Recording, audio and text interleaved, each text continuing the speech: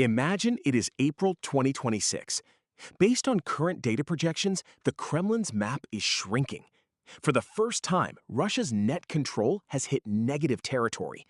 Verified reports from the ISW and the British Ministry of Defense reveal a staggering loss. 116 square kilometers of occupied land vanished in just 30 days. This is the ultimate failure of active defense.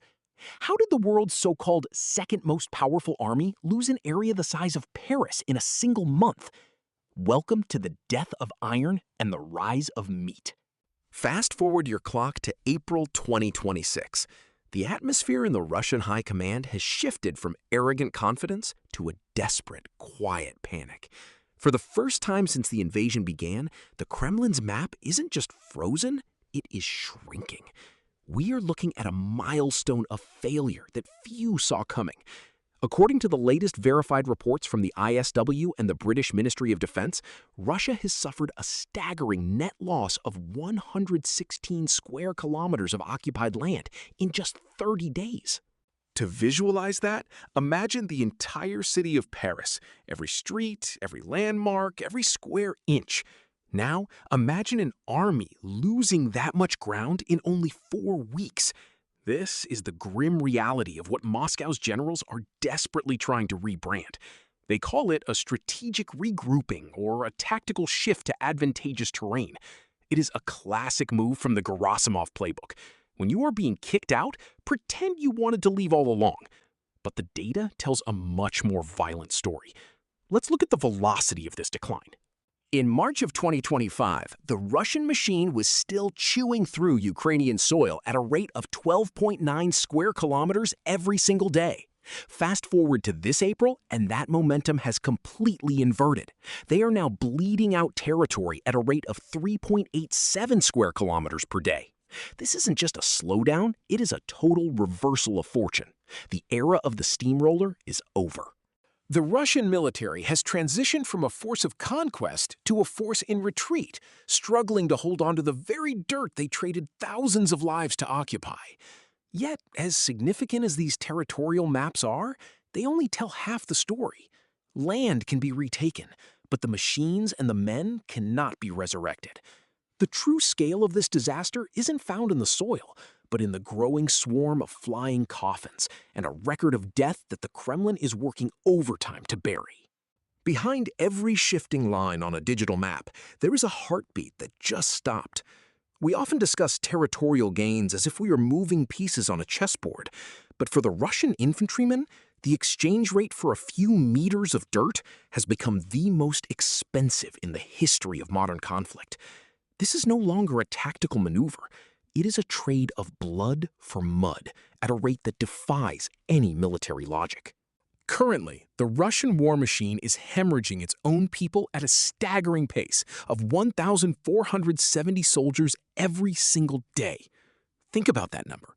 1,470 families receiving a knock on the door every 24 hours. At this current velocity, Moscow is projected to lose 44,100 personnel in the month of April alone. The reason for this sudden spike in lethality is found in the strategic bottlenecks.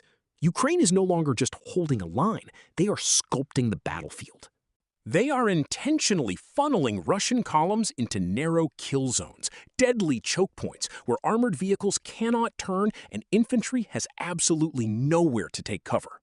When hundreds of men are forced into a single tree line or a narrow bridgehead, they cease to be an invading force and become a stationary target for precision strikes. This is the brutal reality of the meat grinder tactic. It is a system that views human life as a disposable resource to be spent in the hope that the enemy runs out of ammunition before you run out of men.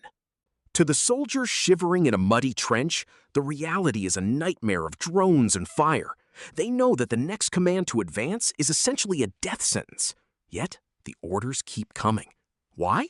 Because the generals in Moscow are operating in a parallel universe. While the front line is a graveyard of broken equipment and shattered lives, the high command is staring at sanitized reports and imaginary breakthroughs, completely insulated from the catastrophe they have unleashed. This was not just another rainy season. We are looking at the wettest spring in a decade. The legendary Rasputitsa turned the Ukrainian soil into a thick black glue that swallowed everything it touched. Those multi-million-dollar tanks, the pride of the Russian mechanized divisions, became nothing more than stationary targets. When a 60-ton machine sinks to its hull in the mud, it is no longer a weapon. It is a coffin made of scrap metal. This is the ultimate David versus Goliath scenario. A cheap $500 drone can hover over a helpless tank and drop a grenade with surgical precision, turning a masterpiece of engineering into a burning wreck in seconds. But the mud was only half the nightmare. While nature attacked from below, technology vanished from above. SpaceX moved to tighten the grip on Starlink terminals, cutting off the very nervous system of the Russian frontline coordination. For months, these units had relied on those terminals to bridge the gap in their broken radio systems. When that plug was pulled, the entire command structure collapsed into a black hole. At the same time, the secondary lifelines like Telegram were throttled and jammed by electronic warfare. Suddenly, the Russian army went blind and deaf. Commanders in bunkers had no idea where their troops were, and the soldiers in the field had no idea if help was even coming. In an era of high-tech warfare, they were suddenly fighting like it was 1945, but against an enemy with 21st century eyes. They were wandering into a slaughterhouse without a map or a voice. When you cannot see the drone that is about to kill you, and you cannot call for the artillery that is supposed to save you, the only thing left is raw, unadulterated panic. And in that panic, the truth becomes a luxury no one can afford. When communication is cut off, subordinates start doing what they do best to stay alive: lying. In the gilded halls of the Kremlin, truth is not just a rare commodity, it is a dangerous one. We are witnessing the peak of a toady culture, a system where telling the boss exactly what he wants to hear is the only way to stay away from a high-floor window. This is not just a leadership flaw. It is a systemic rot that has turned the Russian military hierarchy into a house of mirrors. When reality clashes with the narrative of the great leader, reality is the one that gets discarded. Take General Valery Gerasimov as the prime example. He stood before the cameras and reported that Russian forces had seized 1,700 square kilometers of territory. It was a bold, triumphant figure meant to project strength. The only problem? It was a complete fabrication. While the maps on the ground showed stagnation and local retreats, the reports reaching the top were painted in the colors of victory. In the echo chamber of Moscow, a lie repeated often enough becomes a tactical success on paper, even as the reality in the trenches remains a bloodbath. This culture of deception is masking a mathematical nightmare that no amount of propaganda can solve. Russia is currently trapped in a lethal game of subtraction, and the numbers are catastrophic. Every single day, the state recruitment machine grinds along, bringing in 1,120 new soldiers to fill the ranks. It sounds like a massive force until you look at the rate of consumption in the meat grinder of the front lines.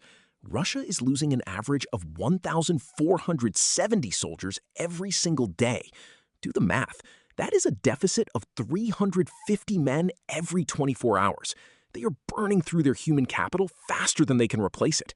It is a slow-motion collapse disguised as a war of attrition. Commanders are trading the lives of their men just to keep the lies alive for one more briefing cycle. But Ukraine is not just sitting back and waiting for the Russian military to eat itself from the inside. They have taken the traditional concept of active defense and evolved it into something far more clinical and terrifying. Ukraine has transformed active defense into a dark art. Ukraine has evolved. They have taken the traditional concept of active defense and transformed it into a clinical, digital nightmare for the Kremlin. It is no longer a war of attrition in the old sense. It is a high-tech game of seek and destroy, where the human element on one side is being systematically erased by silicon and rotors. Imagine a battlefield where 96% of all Russian casualties are now caused by drones. That is not just a statistic, it is a total shift in the nature of human conflict. Ukraine has deployed specialized seek and destroy units that treat the front line like a lethal video game, but with very real, very bloody consequences. These operators do not need to see the whites of the enemy's eyes. They use advanced sensors and long-range suicide drones with a reach of over 200 kilometers to strike before the Russian soldiers even know they are in a combat zone. This is the brutal reality of the modern era. Meat simply cannot compete with machines. While Moscow continues to dump thousands of men into the meat grinder, Kyiv is using precision and technology to hollow out the Russian military from the inside. They are trading cheap plastic and batteries for the most expensive resource any nation has, its people. This technological noose is tightening every single hour, pushing the front line back and creating a pressure cooker that is about to burst. This brings us to the final flashpoint, the one place Vladimir Putin never, ever wants to mention. As we look at these shrinking maps and staggering numbers, it is easy to get lost in the strategy. But the deepest lesson here is not about military tactics. It is about the fragility of truth.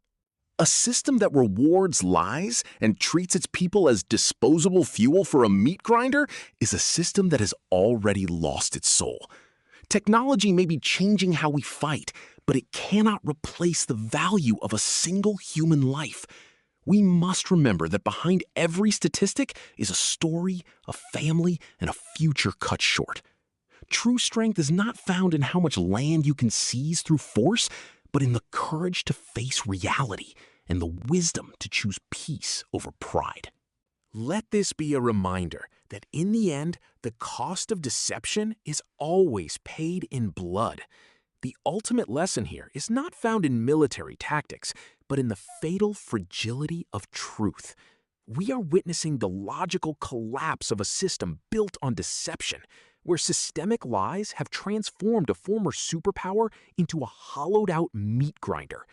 When a regime treats its own people as disposable fuel, it has already lost its soul.